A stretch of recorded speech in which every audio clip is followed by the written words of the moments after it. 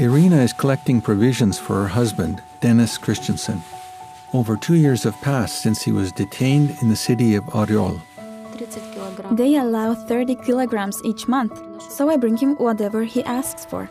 He loves marzipan, so I bring him sweets made from marzipan.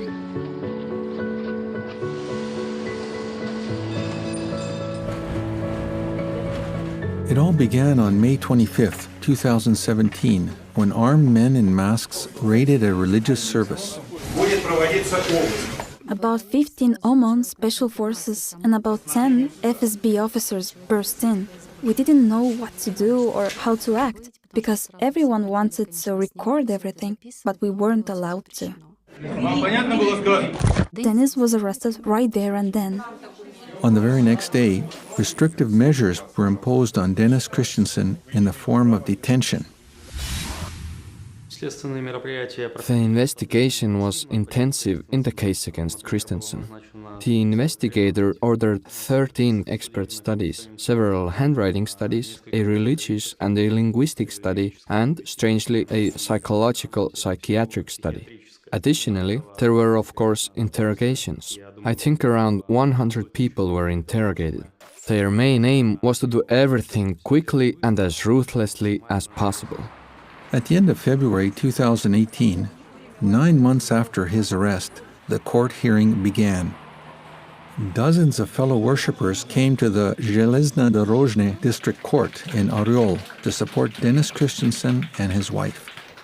In the last year, I've seen him 3 times a week in the courtroom. Thanks to his demeanor, a positive, even joyful atmosphere prevailed at the court hearings. For example, he showed drawings made by children that had been sent to him from all over the world. He happily accepted greetings that his friends sent him. It was obvious that he was really happy to see everyone who came to the hearings. Thank you for supporting me. I'm very glad that you're here. The Bible was read many times, and we read entire paragraphs from our books. We watched videos, studied the entire 2017 yearbook and all the meeting workbooks from 2017. Everything the prosecutor's office had filed as evidence was read out. We sang songs just like at the meetings. It was quite amusing. The situation was rather paradoxical. A person is being accused of extremism, but he's displaying no hostility whatsoever, even toward those who are unjustly accusing him. The entire court case, which lasted for almost a year, left no doubt that Dennis Christensen had not committed a single crime. The fact is that our position, and mainly the position of Christensen himself, was to prove his innocence, and it was obvious that in reality he was innocent. But as we were in court, we had to defend our position and present evidence. Generally, to conduct this type of case, you have to understand the essence of the person's religious convictions and why he acts the way he does. Why does he attend religious meetings? Is it because he considers himself to be a member of a legal entity? Or is it because he considers it a means of exercising his right to freedom of worship? Here you have a crime that is punishable by up to 10 years of imprisonment, and they start trying to establish who was responsible for cleaning a building, who purchased the mops and rags for the cleaning, why Christensen unlocked the gates, and why he cleared snow. It is mind-boggling.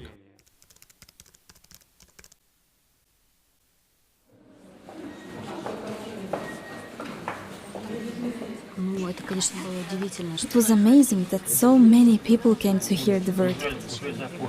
And I know that many came from other cities. From Moscow, Belgorod, Kursk, Kaluga, Ilets. And those are just a few, the ones I personally met.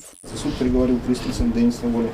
Признать виновным в совершении преступления, предусмотренного частью 1 статьи 222 значком 2 Уголовного кодекса Федерации, назначить ему наказание в виде 6 лет лишения свободы с отбыванием наказания исполнительной колонии общего режима. My husband did not deserve the verdict because he is an excellent person and has spent his life helping other people, not harming them. He has never incited anyone to violence. The court could not name a single specific action that the accused had committed that posed a real danger to society. In my opinion, the decision doesn't reflect the feelings of the judge himself, because to any sensible person, especially to someone who has examined the issue at stake, it is obvious that there are no extremist organizations involved here, and no extremists. And naturally, it is frightening that a punishment of this nature has been handed down to a person just for his religious beliefs.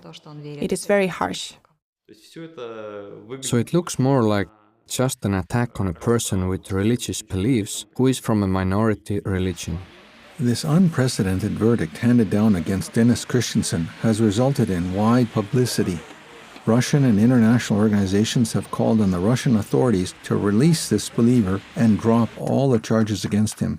Human rights advocates have described the verdict as unlawful and monstrous. I would put it very simply. It is monstrous, just monstrous that people are being sentenced.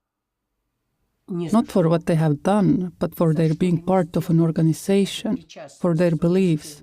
This is absolutely monstrous.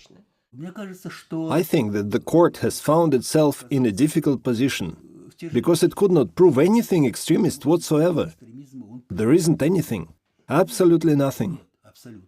It goes without saying that this is a shameful reflection on Russia's official policy toward religion. We consider that Russia is a religious country, even more religious than European countries. So how could persecution of religious believers happen in such a country? How did it come about? People with sincere beliefs should have the right to practice them, and obviously, they should never be persecuted for it. It is one of the most fundamental constitutional human rights. And I consider that he won the case. He won because in court he was far more convincing and looked far better than the judge or the prosecutor. In my opinion, the judge understood this too. And it is well known that all religions become stronger as a result of persecution. Those who maintain their faith, as many of them do, become even more determined and more willing to stand up for their beliefs.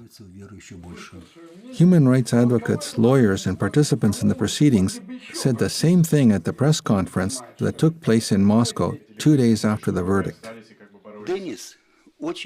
It is noteworthy that Denis turned his final statement to the court into a sermon. What was the outcome? Basically, all 50 persons who were in court, including the prosecutor, the judge, myself, and the media, became participants in a religious service. All I can say is that Jehovah's Witnesses have done nothing to deserve such treatment. Nothing that they do warrants imprisonment or charges of extremism.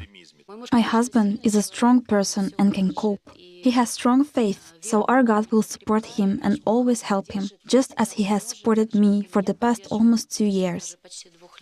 The press conference that took place recently in Moscow was an amazing event, and I could never have imagined myself in the company of such well-respected individuals. After the press conference, each one of them said something nice to me, words of support, encouragement, or they related their own personal experiences about what they had gone through and how they understand how I feel.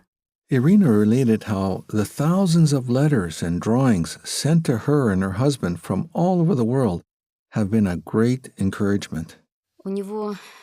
He devised a plan to hang all the children's drawings on the wall. He sewed plastic covers together and made what was like a stand, so that he could display several pictures at once. He puts up every new picture for at least a day. And when they come to inspect the cell each day, they look at the children's pictures. Dennis says he wants to tell the children that their drawings were on the wall in the detention facility. And the sheer number of letters he receives each day has stunned everyone in the detention facility, because, as they say, no one has ever received this many. According to Irina, Dennis writes her several letters each week, and in each of them he finds words of support for her and shares encouraging thoughts with her. Staying positive is a key to success, and we have so many reasons to be joyful. Proclaiming Jehovah's name in our city is an honor, isn't it? and upholding Jehovah's grand sovereignty is the reason for our existence. I know that our journey is a long one, and we have not won the victory, not yet, but we will eventually come off victorious. Of that, I am 100% certain. Irina hopes that the appeal court will release her husband from imprisonment. But in her words, no matter what the outcome, she will continue to support Denis. It's one thing if he were there because he has murdered or assaulted or robbed someone, but being in detention for his beliefs, well, that's another thing. He is there with a clean conscience, with a positive outlook, because he hasn't done anything bad to anyone. So I have always been proud of my husband, and I still am. And I understand what an honor it is to go through it all with such dignity and so calmly and confidently. Thank you for coming. I really appreciate it. Thank you. Jesus Christ stated that his followers would be persecuted, so it is no surprise that this has happened. We should expect it. With God's help, we can get through any trial, absolutely any, whatever form it may take.